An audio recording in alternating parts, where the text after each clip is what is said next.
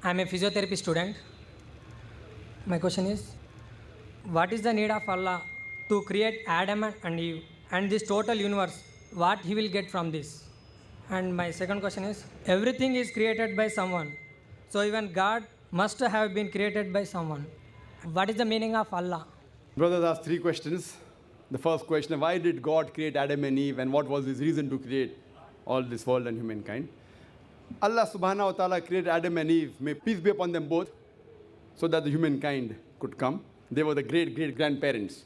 Allah says in Surah Hujurat, chapter number 49, verse number 13, Ya ayyuhan nasu inna khalaqnakum min zakrin wa unsa wa ja'alnakum shu'uban wa qaba'ila lita'arafu. Inna akramakum indallahi atqakum. Inna Allah alimun khabir. O humankind, we have created you from a single pair of male and female and have divided you into nations and tribes so that you may recognize each other, not that you may despise each other. And the most honored in the sight of Almighty God is the person who has taqwa. The criteria to judge any human being, it is not wealth, it's not color, it's not caste, it's not creed, it is taqwa, it is God consciousness, it is righteousness, it is piety.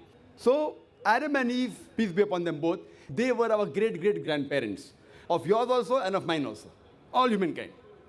Therefore, I call you a brother. We are brothers in humanity. Allah says, Ya ayyuhan nas, O humankind. And Allah says in Surah Isra, chapter number 17, verse number 70, وَلَقَدْ كَرَّمْنَا بَنِي آدَمَ. Almighty God has honored all the children of Adam. Whether they are born in India, USA, UK, born in a Hindu family, or a Muslim family, or a Christian family, Allah says He has honored all the Bani Adam. If you are a human being, Allah has honored you. Whether your name is Zakir, Abdullah, Ramu, Shankar, if you are born as a human being, Allah has honored you. Now coming to the question, why has Almighty God created the human beings? Allah has created the human beings because Allah says this is one of His best creation. All the other creations of Allah subhanahu wa ta'ala, they obey Him.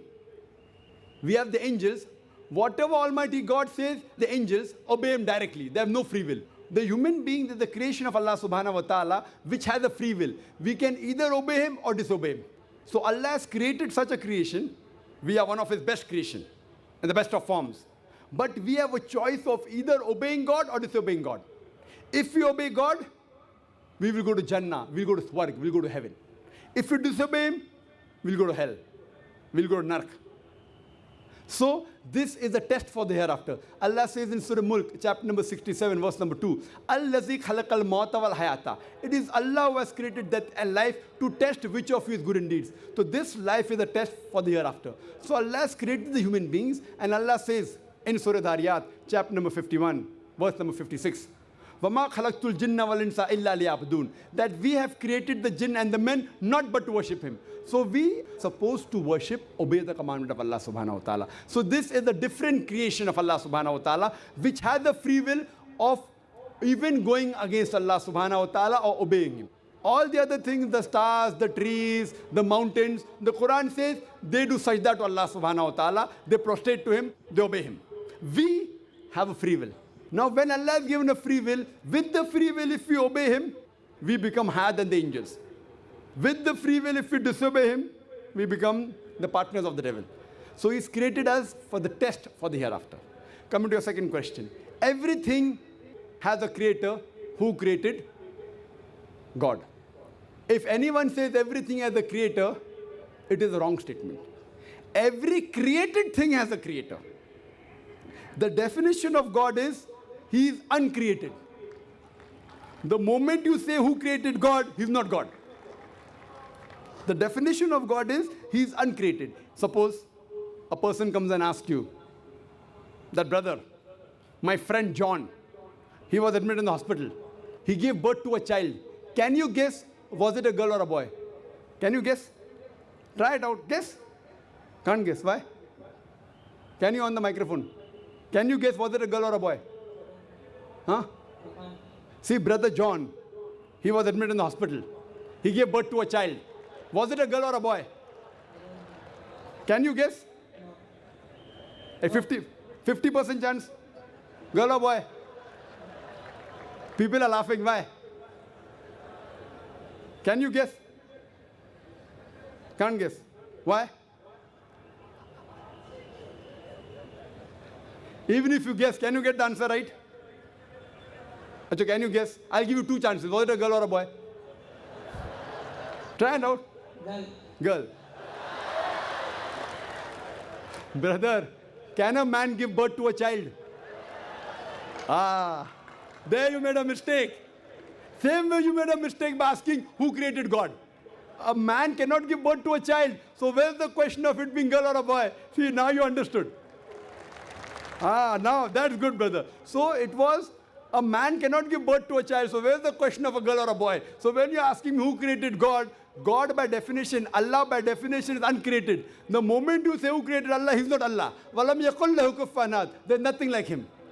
Coming to your last part of the question. Who is Allah? Who is Allah? The best definition I can give you is quote to you Surah Ikhlas. Chapter number 112, verse number 1 to 4. It's mentioned in the Quran. Kul huwallahu ahad. Say He's Allah one and only. Allahu samad. Allah the absolute eternal. Lam yalid wa lam yulad. He begets not nor is he begotten. Walam yakul lahu kufuwan ahad. There's nothing like Him. This is a four-line definition of Allah subhanahu wa ta'ala. Any human being, any person says so-and-so candidate is God. If that candidate fits in this four-line definition, we Muslims have got no objection in accepting that candidate as God. Four-line definition. This is the litmus test for theology, for the study of God. First is, Qul huwallahu ahad. Say He's Allah one and only. Allahu samad. Allah the absolute eternal. Lam yalid wa lam yulad. He begets not nor is he begotten. Walam yakul lahu kufuwan ahad. There's nothing like Him. If you go to the Hindu scriptures, the same is mentioned in the Hindu scriptures. Kul huwallahu ahad is mentioned if you read Chandogya Upanishad, chapter number 6, section number 2, verse number 1. Ekkam evidityam. God is only one without a second. Second test.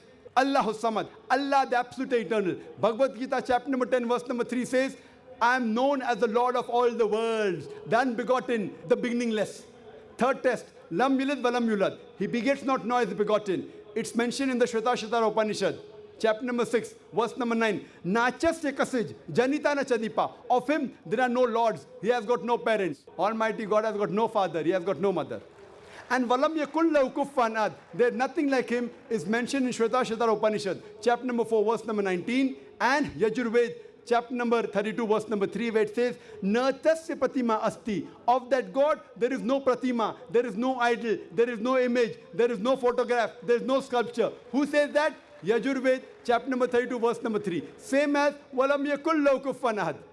So any person saying so-and-so candidate is God, if that candidate fits in this four-line definition, we Muslims have got no objection in accepting that candidate as God. For example, some people say, Bhagwan Rajneesh is Almighty God. Once during question answer time, a Hindu told me, we don't believe Bhagwan Rajneesh to be God. I had never said that the Hindus believe Bhagwan Rajneesh is God. I said some people believe Bhagwan Rajneesh to be God. Let us put this Rajneesh to test. First test is, Qul huwallahu ahad. Say He's Allah one and only. Was Rajneesh one and only? Was he the only man who claimed divinity? There are hundreds of them. And in this country, we have thousands of men who have claimed divinity. He's not the only one. But Rajneesh Bhaksi said, no, he's unique. Let's go to the next test. Allahu Samad. Allah, the absolute eternal. Was Rajneesh absolute eternal? We know from his biography, from his autobiography, he was suffering from asthma, from diabetes, from chronic backache. Imagine Almighty God suffering from asthma, diabetes, chronic backache. Third test. Lam yalid wa lam yulad. He begets not nor is begotten. Bhagwan Rajneesh was born in Madhya Pradesh. He had a father and mother. In 1981, he goes to America, USA, and he takes thousands of Americans for a ride. In the state of Oregon, he starts his center and calls it as Rajneeshpuram, his village.